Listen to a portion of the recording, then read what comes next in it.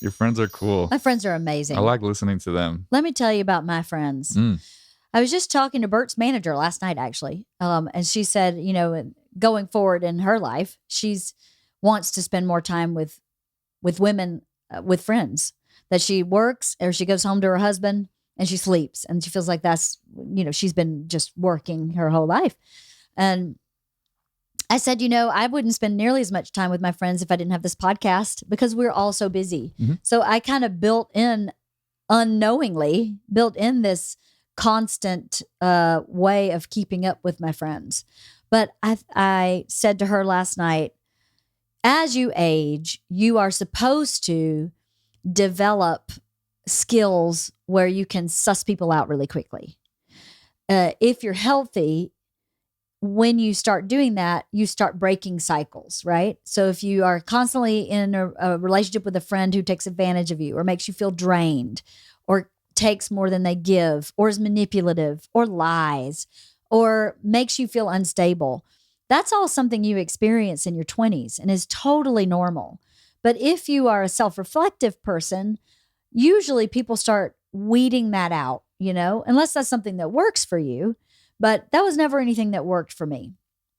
So by the time I got to be in my 30s, I got really good at recognizing real people who were genuine, real, non-agended people. And so I had my success in friendships, my experience of friendships from my 30s to my 50s has been only positive.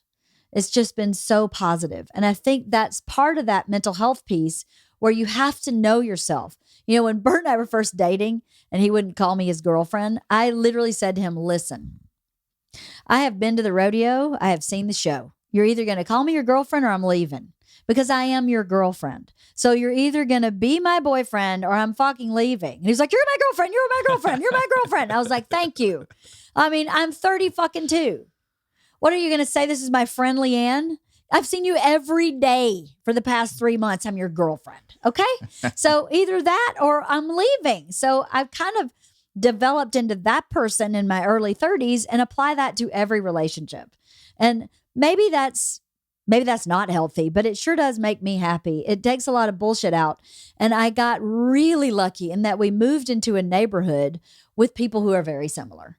None of my friends have bullshit friends. None of them. Like I go to every friend's house and you go, yeah, I like all our friends. That was good. We just had a New Year's Eve party and Sandy and I co-hosted. And I looked at this party and there were people there I did not know that were in Sandy's world and they were all lovely. They were all nice. No one was pretentious. No one was stinky. No, a couple people threw up, but I think that's just because we had a really good time. And that was stinky, but that was stinky, but I was like, wow, we built this group, but it's because this group exists in the world, right? I didn't make all those people good people. They are good people. And so when you're a good person and you live by those standards, I believe, maybe this isn't everybody's experience, but it's been my experience that that's what you draw to you. Other people show up, but you don't have to keep them. You can cordially not keep them. There's plenty of people in my life that I have fine relationships with that are acquaintances, totally fine. I don't have beef with anybody. You don't have to be an asshole to not hang out with somebody. Mm-hmm. You can be very kind and not hang out with somebody. And if someone takes that personally, that's on them. But if you behave in a way that is means no harm, then you mean no harm. And if someone doesn't get it, then that's on them. Because people are always going to not get stuff. Mm-hmm. Not taking things personally is another big thing that I do. I don't take anything personally.